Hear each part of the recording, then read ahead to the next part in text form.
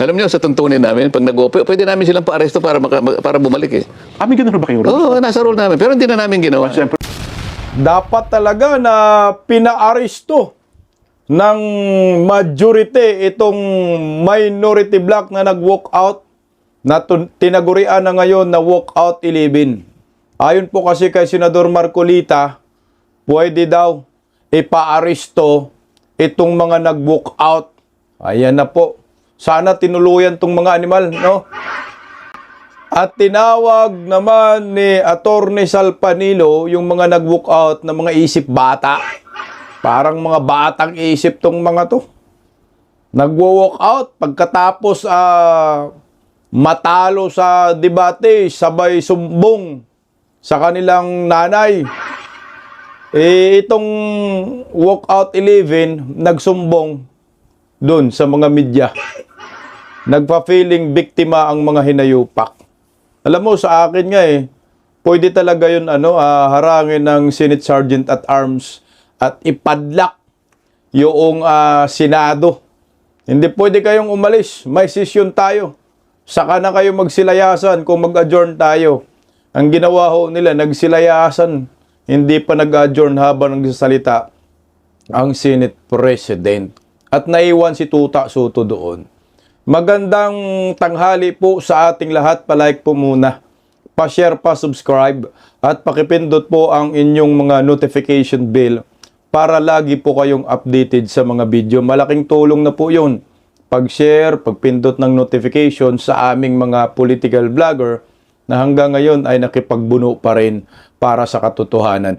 Pag-usapan po natin itong komento ni Senador Marcolita sa saganang mamamayan. Dahil sinabi niya, pwede daw nila sana ipa-aresto itong mga nag-walk out. Ito na. Nasa rules pala yan ng Senate. Kaya nga sabi ko nga kagahapon sa Berada Aguila, kung ako Senate President, pwede kong ipadlock yung Senado. Hindi ko alisin tong mga nag-walk out. Violation yan Pababalikin ko. Balik kayo. Hindi pa nag-adjourn. Bakit nagsilayasan kayo? Magdebate tayo. Pero meron pala talagang rules na ganoon. Pakinggan natin si Senador Marcolita. Narito po.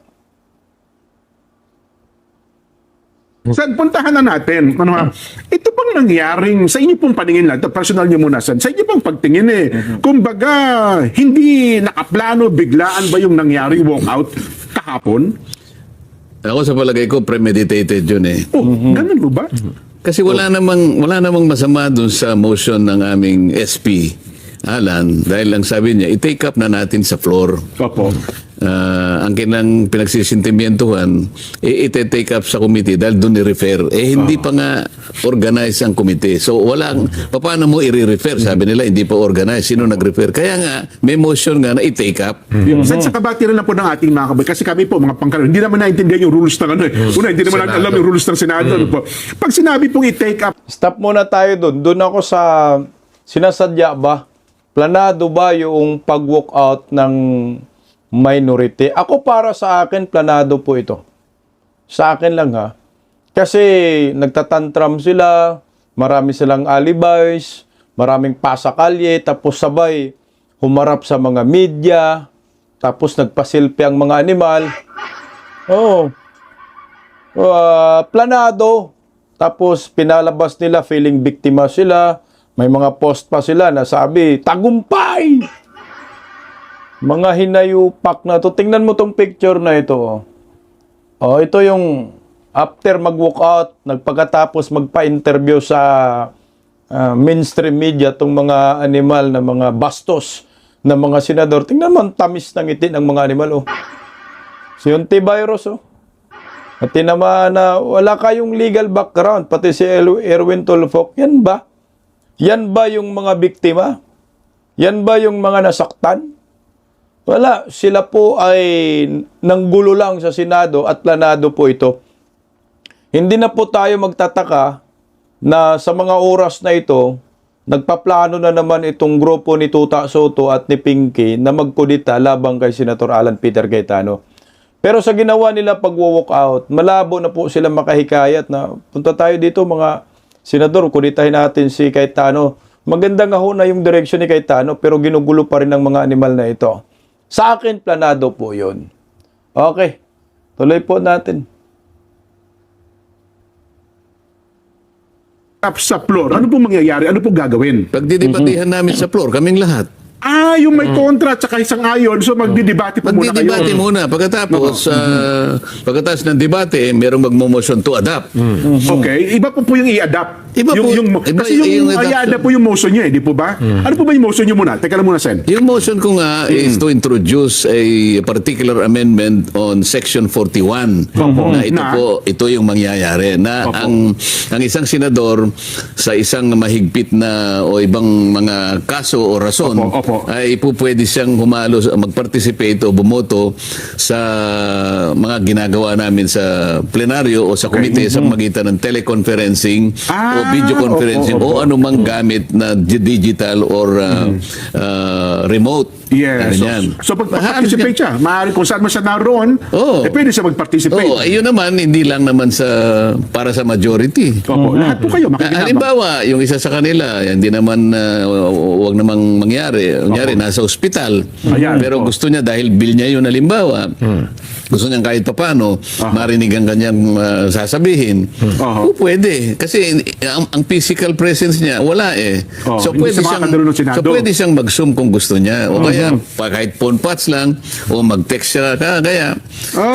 So yun ang motion. Applicable sa aming lahat. Kaya lang, ang nakikita nung isa, dahil merong pauhuli na ng ombudsman o ganito, ganyan, kaya nyo ba kayo? Dahil nga napabalita na makukulong daw next week na. Sabi ko, hindi tayo pwedeng mag-speculate ng gano'n. Ngayon, ang ginawa ni SP Alan, kung pwedeng i-take up pagdebatihan na natin sa floor. Ayun. Okay, gusto ko lang magkomento dun sa yung teleconference nga. Alam mo, advantage yan sa lahat ng mga senador. Pag ikaw aktibo ka talaga sa Senado at gusto mo talaga makatulong sa Pilipinas, hindi kasi rin maiiwasan na may mga lakad ka, di ba ho? Wag na natin sabing may emergency, no? Kasi baka nagdadasal tayo na si Tuta Soto at si Pinky kunin na ng demonyo.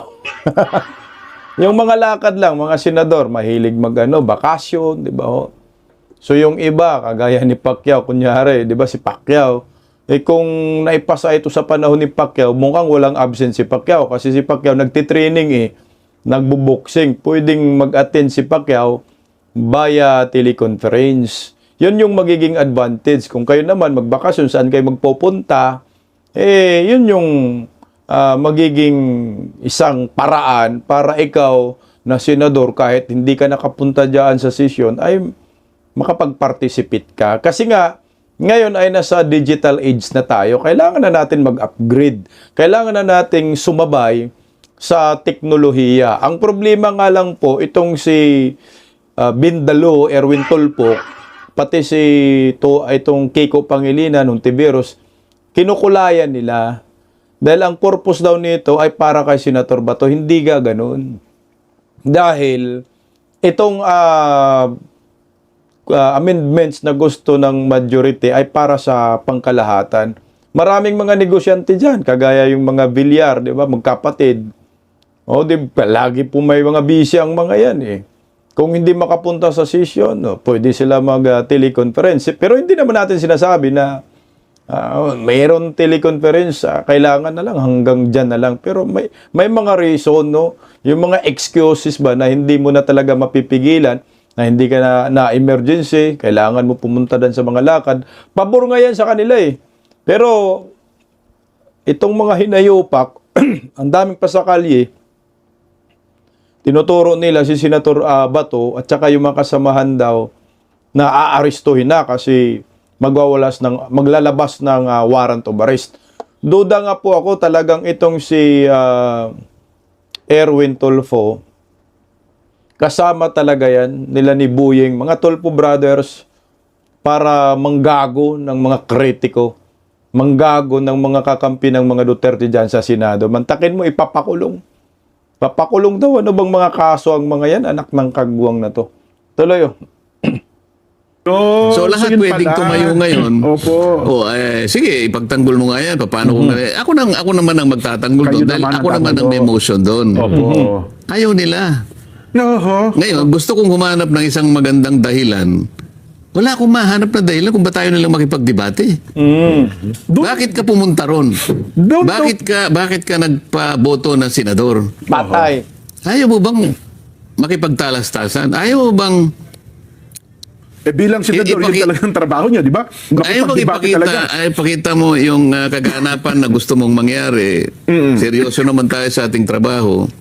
Kung halimbawa may kaiba kang pananaw, edi sabihin mo. Ayun, oho. Paliwanagan ito. Ganun po yung nature ng trabaho ng isang senador. Oho. Hindi po trabaho ng isang senador na pagkatapos mo mag-deliver ng privilege speech na kung ano ang pinagsasabi mo, pag ikaw ay kanyang i-interpellate, tatakbo ka sa opisina mo. Pagkatapos, pupunta ka sa media. Hindi po ganun ang senador. Dapat dun po sa penal. Okay, yan po yung ginagawa ni Panpilo Lacson.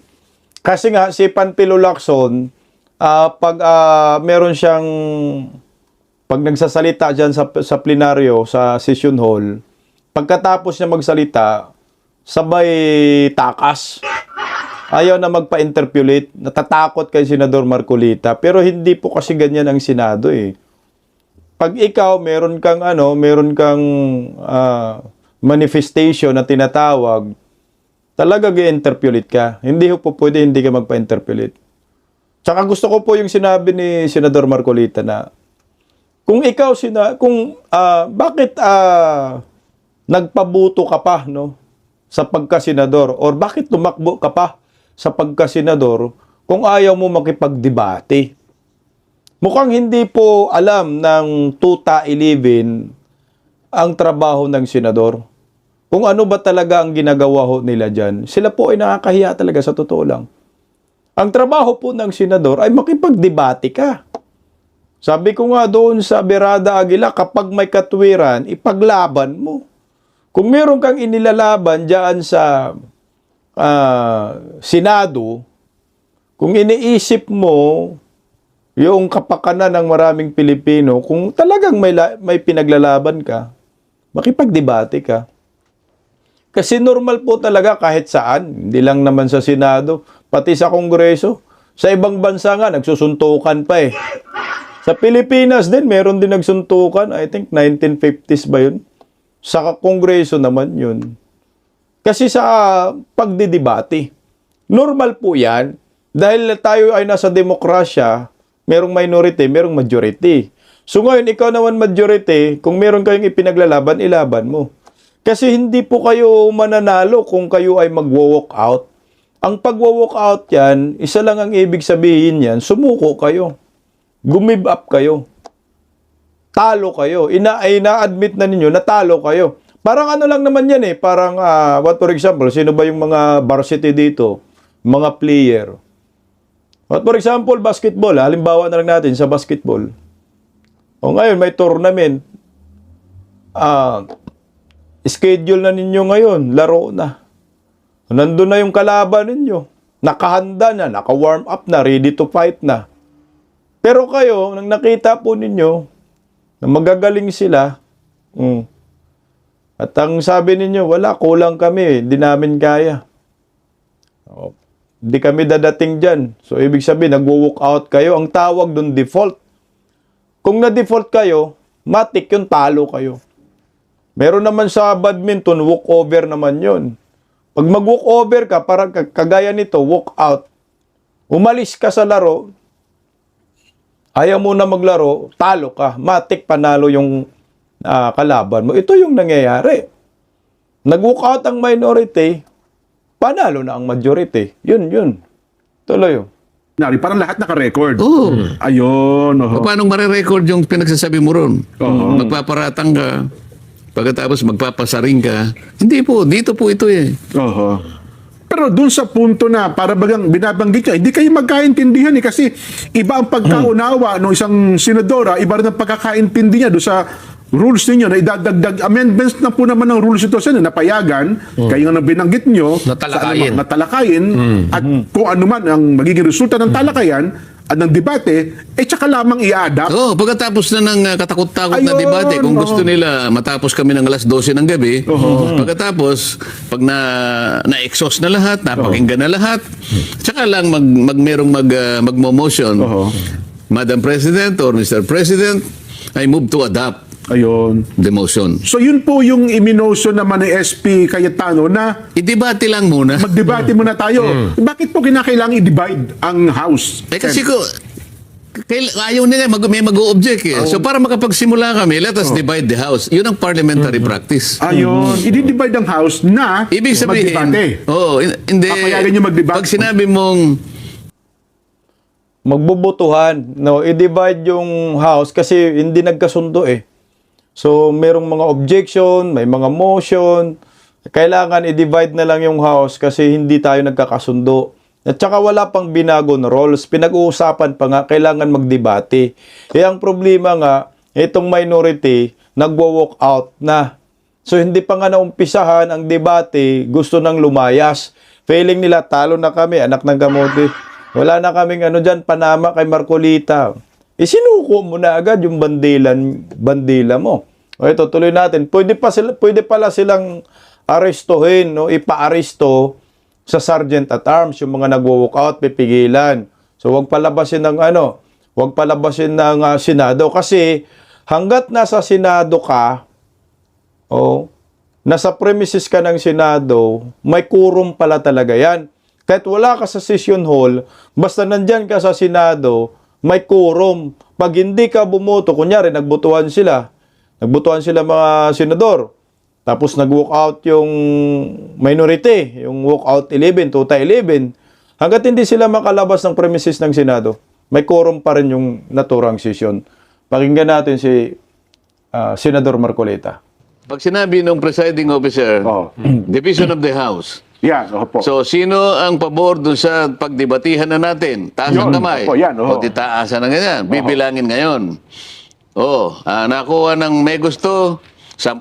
10. O, sa panig nila, 8. O, di nanalo, magdebate kami. Majority rule, magdidebate muna. Magdidebate. Ganun yun. Ayun. Pag-uusapan muna. Akala ko pa naman, kaya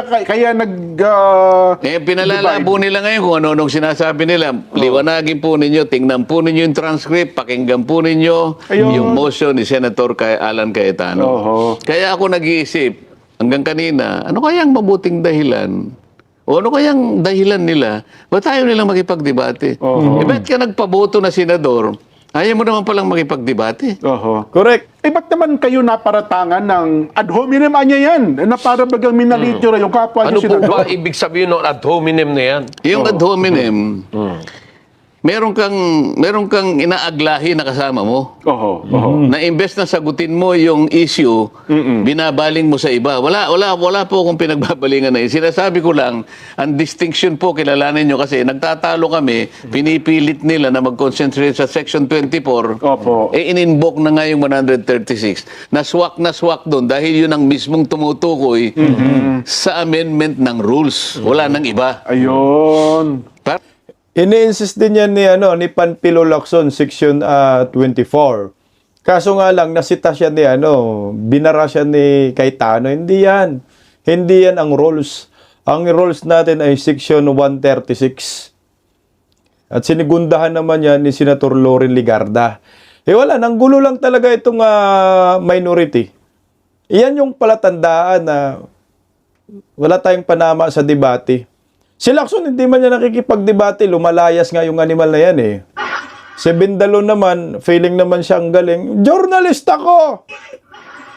Ad hominem ka pa. Alam ko ang batas! Wala, iba po yung nag-aaral ka ng batas kaysa nag-feeling alam mo yung batas.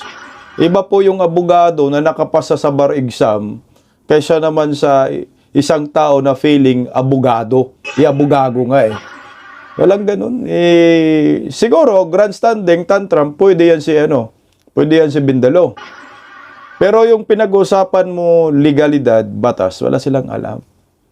Siguro, mas may alam pa nga yung mga political vloggers ngayon sa batas kasi yung mga political vloggers, laging pinag-uusapan ng politika, mga batas, nagre-research, may mga ideya pa, pero itong mga to, iwan ko lang kaya kung nag-aaral to ng batas, pinag-aralan ba nila? Siguro kumukuha lang sila ng impormasyon sa kanilang mga sekretary, pero yung personal knowledge nila, wala ho talaga. Kaya talo kayo talaga dito. Parang ganito yan eh. Yung isa, kung ano-anong halo. Ang dami. Opo. Parang kumbaga sa niluto, Chapso ito. chapso ito. Halo-halo yan. Halukay, di halukay. Opo. Dito, tuyo lang. Wala nang iba. Specific po yun. Specific yun. Kaya special provision. Ayun pala. Ngayon, ang tawag. pinakikilala ko, sa abogado po kasi, pag binanggit na yung prinsipyo ng batas, yun pong special provision ang mangingibabaw. So wala nang debate dapat. Yun ang gusto ko sabihin. So ayun pala yung punto. Kaya, Yun ang punto ko. Ngayon, kung sinasabi nila na ako ay nang lilibak, hindi. Kaya nga sabi ko kay Senator Risa, wag kayong gagawa ng ganong conclusion. Sinabi ko na kanina, hindi po pang mamali ito. Kailangan pong maglagay lang ng distinction. Ngayon po, aminin po nyo, so hindi po nyo naintindihan ang distinction, wala na po ako magagawa. ayun, kaya pala ito pinakikita. Yung ang hirap talaga pag walang legal background. Wala naman talagang intention si Senador Marcolita na makasakit, no? Ang problema lang, kinukulayan ni Risa Hontiveros kasi nga guilty siya. Talagang wala silang legal background. Wag na po kayong ipagpumilit po ninyo yung sinasabi ninyo. Hindi pwedeng ganun, tinatamaan kami. Guilty nga. Yan ang totoo. Pati nga si Bindalo, Erwin Tolfo, wala naman legal background. Ang dapat gawin na talaga nila, accept nila yung katotohanan. Masakit man, pero yan yung katotohanan. Kaya, wala kang guts na makipagdebate ka dito kay Marcolita pagdating sa sinasabi niya walang legal background. Totoo naman walang legal background. Itong si Hontiveros, alam yun ang sambayan ng Pilipino. Marami naman dyan na walang legal background. Pero hindi sila nagsiga-sigaan dyan. Hindi sila hindi sila napiling astang abogada.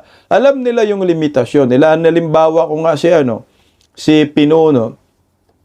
Kahit kailan wala po tayong napanood na si Pinono ay nakipagdebate, kakampi nila yan na sa minority, sa mga senador. Wala talaga.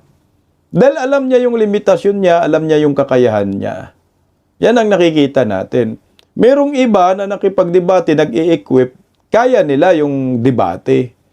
Na-absorb nila, naintindihan nila. Hindi na nila, nakipagdebate man sila, kagaya ni Senator Robin Padilla, Kuya Bongo, Bato, or iba pa, yung hindi abogado ha.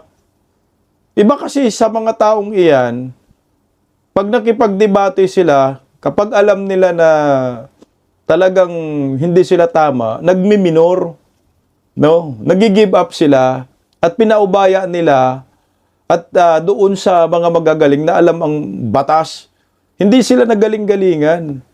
Kumbaga nagmi-minor sila. Inintindi nila, ina-absorb nila yung mga sinasabi ng may mga alam. Pero ito kasi si Risa Hontiveros at saka si Erwin Tolfo, feeling nila superior sila. Feeling nila mas abogado pa sila sa isang abogado. Hindi nga yan po pwede. Alam mo dapat yung limitasyon. Kaya yan, nasaktan si Hontiveros Sa telebisyon na parang lumapit siya sa inyo Siya lumapit sa akin Opo, Alam mo naman ako, hindi naman ako... Na parang nagpapaliwanagan kayo sa pangyayaring ito. Kasi sinasabi niya, hindi mo dapat sinabi. Hindi kailangan ko sabihin yun Nagtatagal tayo sa pagtatalo, pinipilit niyo yung Section 24, in-invoke ni Senate President ang 136. So doon napunta yung usapin. Ayun. So, hindi. So, ang nangyari ngayon, ayaw nilang makipagdebate, bigla silang nag-walkout. Ang tanong ko dito, bakit kayo mag-walkout? Oo nga po naman, Ito ba'y, alam niyo, sa tuntunin namin, pag pwede namin silang pa-aresto para bumalik May ganun ba kayo? Oo, nasa rule namin. Pero hindi na namin ginawa. Siyempre, mabigat po yun. Ayan, maliwanag ha. Pwede daw nila ipa-aresto itong mga nag-walkout. Nasa roles pala yan ng Senado. Sabi ko nga, mabait talaga si Cayetano, Senator Alan Peter Cayetano, no? Na Senate President. Pwede talaga pala niya yan, pa-aresto. O si unang-una, Bakit kayo magwo-walk out? Nagdedebate tayo. Pangalawa, hindi pa nag-adjourn yung session. Hindi sana kayo nag-walk out. Hinintay ninyo mag-adjourn. Nagkasundo kayo na tapusin na lang muna natin. Mag-adjourn tayo kasi ang gulo natin. To be continued na lang tayo sa Lunes. Pwede yun. Pero yung ginawa ho nila, na kagaya ni Subiri, kita ka sa sa camera, sa video, nagtatawag siya, alin na kayo, malis tayo, walk out tayo. Si Subiri yung nagaganon. Ngayon, pwede palang arestuhin ang mga animal. Kukunin ng Sergeant at Arms, haharangin, ipadlak yung Senado. Tika, hindi pa tapos yung session, hindi pa nag-adjourn. Hindi po pwede kayo umalis ng session hall or ng Senate premises. Pumasok po kayo hanggat sa mag-adjourn ang session. Kasi marami pang naiwan. Naiwan nga si Tuta Soto dun eh. Hindi pwede ganun pala. Na alis basta-basta ka lang mag-walk out. So pwede silang aarestuhin. So ngayon, hindi ginawa, no? Sabi ko nga sa'yo, mabait pa. Pero po pwede. Siguro, mayroong magsampa ng complaint. Pwedeng individual, private citizen, mga abogado, pwedeng senador din. Na yung nag-walk out, na 11 ay sampahan ng sa ethics committee ng complaint. Sa Code of Ethics. Di ba? Ang Code of Ethics, Committee on Ethics. Sasampahan sila. Dapat itong mga to ay tatanggalin sa pagkasenador. Tumpak yung sinabi ni Attorney Marcolita. Putang ina, kung ayaw mo makipagdebate, hindi kayo karapat dapat maging senador, hindi dapat kayo nagpapaboto. Tuloy yun. Pero nasa rule namin. Kasi alam mo ang ginawa nila, umalis nga sila, nag-walk out. Naiwan si Tito Sen para siyang mag-question ng quorum. Yes. No, tingnan mo, okay. Quorum na. Bakit mo in-invoke whether or not we have a quorum? Alam mo, mawawala ang quorum dahil umalis kayo. Ang quorum namin, Kuya Benny, 13. Opo, dapat. 13. So kung meron kung 11 kami noon, Opo. at sila naman ay siyam, Oho. o ilan yon? 20. 20. So, lagpas sa quorum. Yes po. Umalis ang siyam, Opo. 11 na lang kami, wala ng quorum. Oho. So, sa puntong questionan mo ang quorum, parang parang ikaw nang nanunuya sa amin eh. Kayo ang nagbigay ng kondisyon para mawala ang quorum, kasi questionin mo yung quorum. Oo nga, So, nag-alisan sila may lahat. bad faith dito eh. Oho. Hindi ganun ang remedyo ng parliamentary body. Hindi po ganun. Kailangan harapan po yun. Tapatan po ng pagpapaliwanagan sapagkat ang kinakailangan pong makinabang at taong bayan. Nakikinig po sila eh. Malalaman po ng taong bayan kung sino yung mas may kakayahan na panindigan niya yung kanyang gustong sabihin. Correct. Kahit na halimbawa hindi sila, ang taong bayan in general, maniwala kayo sa akin, alam nila kung sino yung tama. Correct. Siyempre, alam talaga ng taong bayan kung sino ang tama. Nanonood kami, nanonood tayo, nanonood kayo. So, nakikita natin yung asal ng mga senador. Pero yung pinakitang asal ng minority, hindi na po yan pang senador. Pang-isip bata na yan, sabi ni Atty. Salpanilo. Kasi ikaw iniluklok ka dyan, no? Para gampanan mo ang inyong trabaho bilang isang senador. May umaasa sa inyo. Marami kayong supporters ng mga tanganista eh. Marami kayong supporters ng mga talyanista. Alam niyo po yung asal ng minority, Tuta Soto, grupo nila Pinky. Failing nila sila yung majority. Mga bastos nga, siga-siga sila dyan. Failing na sila ang batas. Pag kami sinabi namin ito yun, ipinakita na ho nila yung totoong ugali nila. Yan ay kabastusan na pag-walk out po ng mga elected official. Hindi nakipagdebate dahil alam nila talo sila sa debate, nagsilayasan sila. Hindi ganoon. Alam mo, itong minority, feeling sila yung majority. Sa panahon ng sila yung majority, nagawa ba ng minority yan na mag-walk out? Hindi naman tinanggalan lahat sila ng committee, tinanggap naman nila, hindi naman sila nagre-react. Nakipagdebate sila. Wala kayong nakikitang na nag-walk out itong grupo nila Senador Marcolita noong si Tuta Soto pa yung senador. Ito nga, meron nga tayong balita na itong si Tuta Soto hanggang ngayon hindi pa rin lumayas dan sa opisina ng Senate President Kapit-tuko pa rin itong si Tuta Soto. Nagbaka sakali, baka makakudita si Cayetano. Tuta Soto, umalis ka na dyan sa opisina ng Senate President. Hindi ka na Senate President. Buti hindi binabraso ni Senator Alan Peter Cayetano. Lumayas ka na. Hindi ka na Senate President. Putang ng kapal ng mukha mo. Hindi pa rin matanggap na siya'y nakudita. Nang dahil kay Senator Bato de la Rosa. Ang sabi nga ni Senator Panilo, parang mga bata kayo. Nagwo-walk out kayo. Dapat hindi na kayo ibuboto sa susunod na mga eleksyon. Kaya nga, dapat mamili po tayo ng mga senador na may alam sa batas. Ito si Panilo, tumakbong pagka-senador. Dapat binoto po ito Yung Duterte, karamihan, puro mga abogado. May mga alam sa batas, dapat yun ang magiging senador ng bayan. Hindi kagaya dito putang ina Tuta Soto, walang pinag-aralan. Diyos ko. Nagbang Aquino lang, dilawan-dilawan. Erwin Tulfo, puta, Bindalo. Dati, galit man yan si Erwin Tulfo kay Hontiveros at saka Trillanes. Grabe mga kutyayang hinayupak na yan Si Erwin Tulfo kay Hontiveros, ngayon kakampi na ng mga animal Kaya mga immature, ito yung tamang word na pwedeng itawag natin dito sa mga nagwo-walk out. Na ayon din kay Atty. Sal Panilo, mga bata. Ito, pakinggan natin. Muling uminit ang usaping legal sa bansa matapos maging tampok sa nagdaang sesyon ng Senado ang debate ukol sa pagpapahintulot sa mga mambabatas na sumali sa mga opisyal na deliberasyon gamit ang online platforms tulad ng Zoom. Sa isang eksklusibong panayam, taas ang binatiko si dating Presidential Legal Counsel Attorney Salvador Sal Panelo ang takbo ng diskusyon sa mataas sa kapulungan. Inihayag ni Attorney Sal Panelo na ang marahas sa pagkontra ng ilang senador sa akbang na ito ay maituturing na kabalbalan at walang matibay na legal na batayan. Ganun pa rin, para mga bata. Alam po ninyo, yung issue na naman. Yan ang problema kasi pag nag-alal tayo ng mga hindi dapat karapat-dapat na sa Senado, talagang makakita kayo ng circus dyan. Ang pinag-uusapan nila, bigyan ng karapatan na sumali sa mga online discussion itong mga senador kung wala.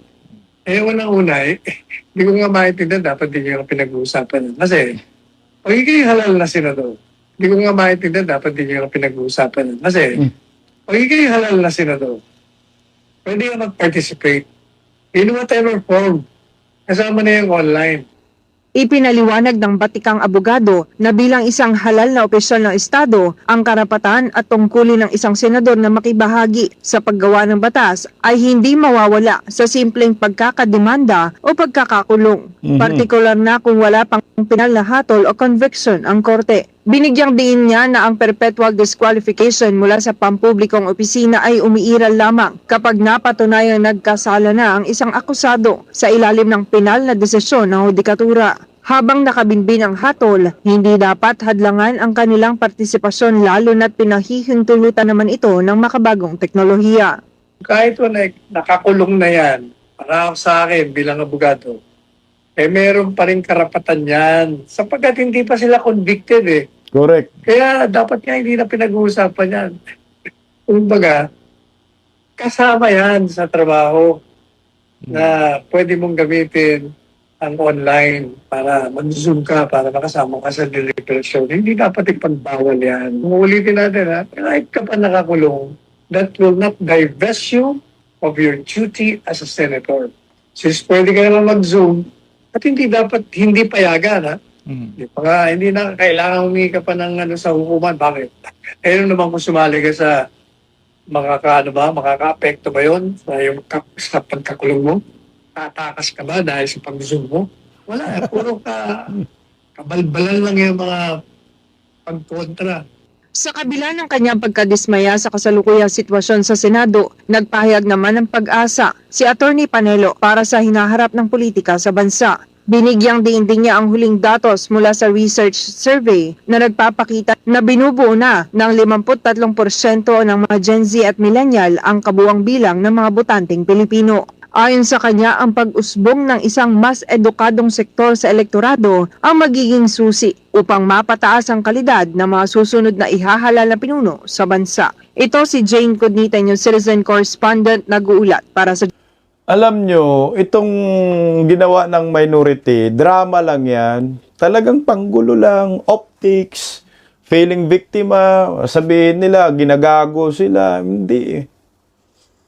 Kasi itong si Lacson, 2010, tinutulak niya na, o sige, si Trillanes kailangan mag-attend via video conference.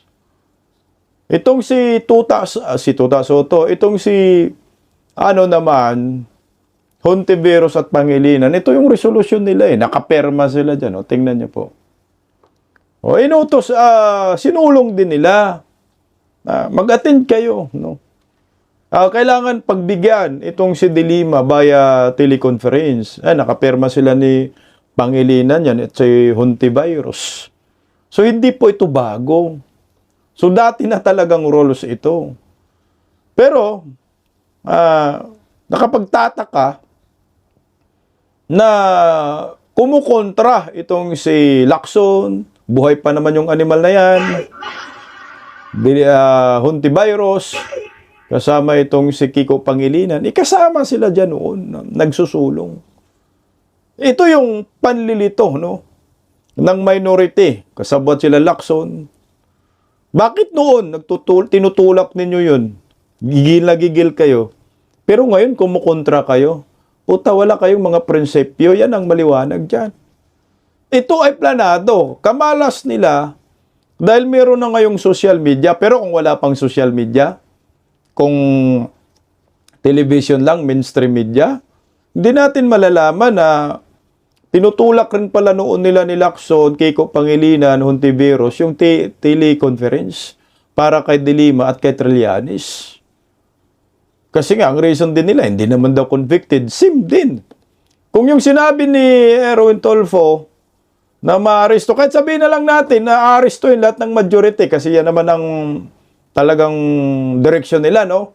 Takutin, arestoin lahat ng majority na senador. Oh, ikukulong nila.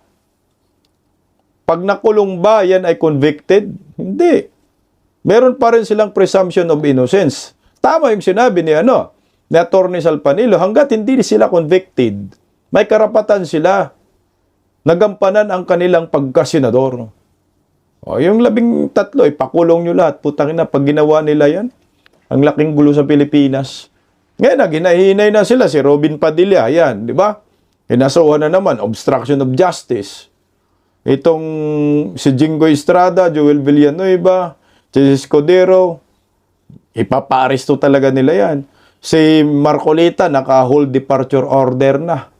Yan yung nakikita natin dito.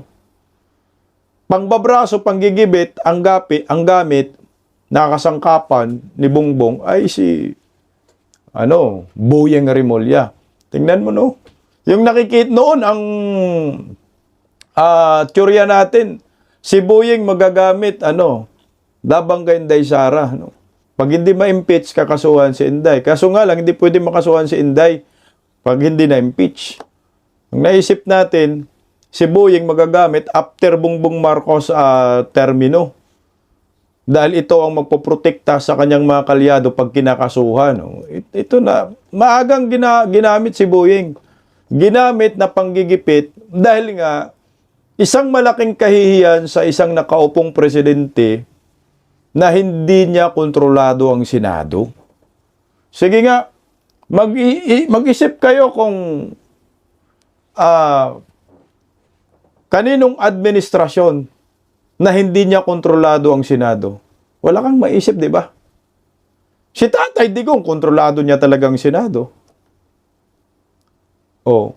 Si Pinoy, kontrolado niya ang Senado. Si Gloria, kontrolado na ang Senado. Ito, si Bongbong Marcos, ang Senado hindi niya kontrolado. Dahil ang majority nasa pumanig sa mga Duterte. Kamalas mo, Bong. Dahil yung vice presidente mo, Duterte, nanalo ka dahil sa mga Duterte. Itong mga senador na ito, kahit nga yung nasa minority, ang laki po ng naitulong ng mga Duterte dyan, kung totoosin lang.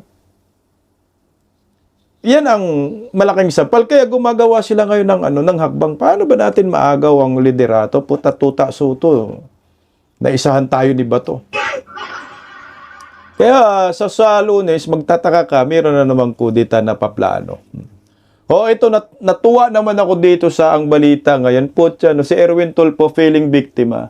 Napansin din niya, Post ni Erwin Tulfo, taong bayan, nagkaisang naghahaha.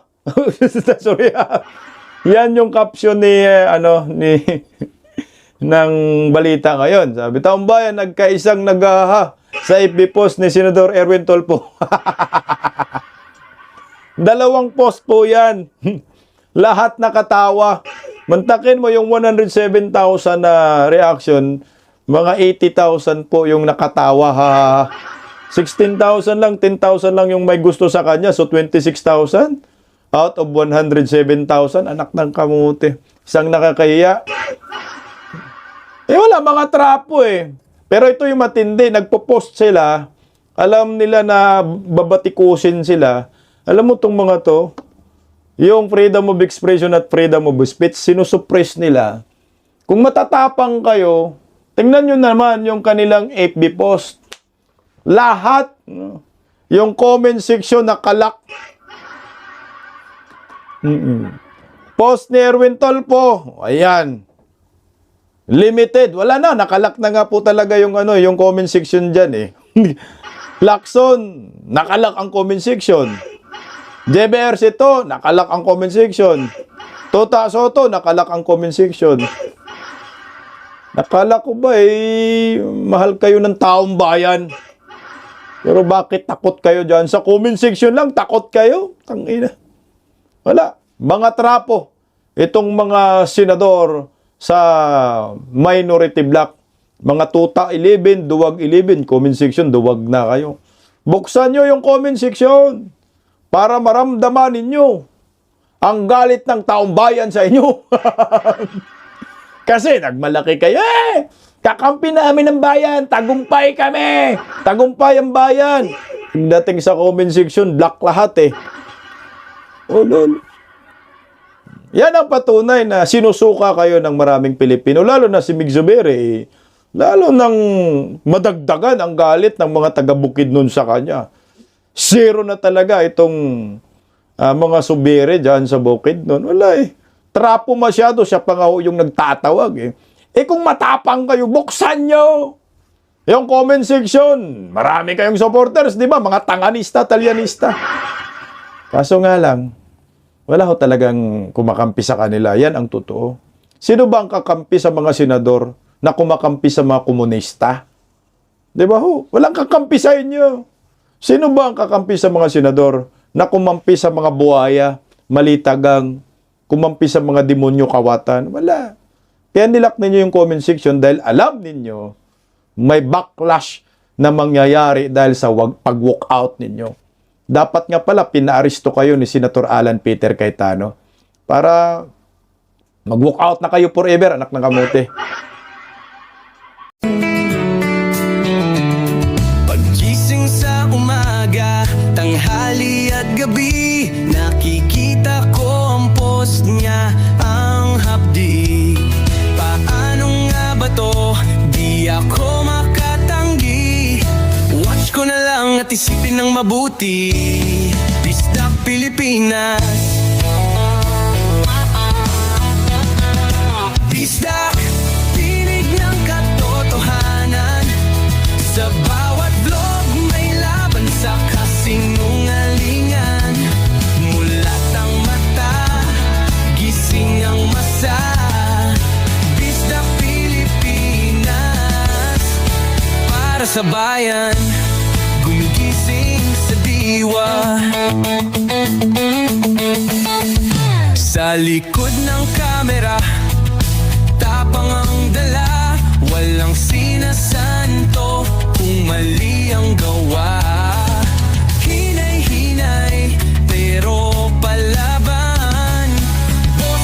ng tao sa digital na labanan. Bisdak, tinig ng katotohanan.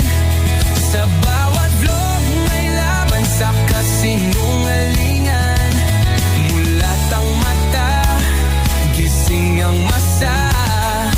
Bisdak Pilipinas, para sa bayan, gumigising sa diwa.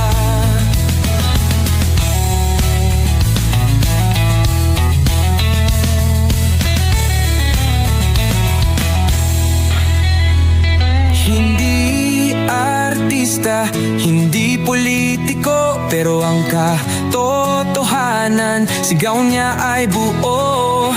Sa YouTube o Facebook man siya makita, may aral ka pa rin, may uwi sa bawat salita. Bisdak, gising sa katotohanan. Di lang kwento, kundi panawagan. Sa bawat Pilipinong naghahanap ng liwanag. Bisdak Pilipinas, kasama sa pagbangon ng bayan. Bisdak Pilipinas, boses ng masa. Gising ang diwa. Sa vlog mo may pag-asa.